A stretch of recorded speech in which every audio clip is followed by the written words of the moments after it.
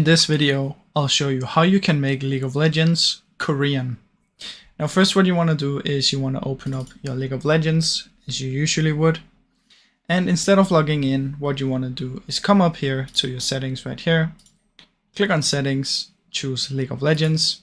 And from in here, game text language, you want to change this to Korean. So scroll down until you find Korean, which is this one. Simply click on it and then press out.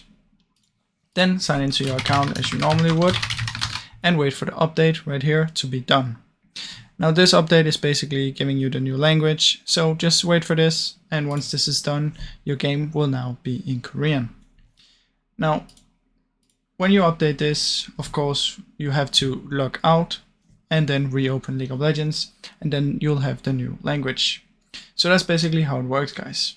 Now I really hope you enjoyed this video. If you did, please leave a like and subscribe, as it helps me out a ton. Thank you so much for watching.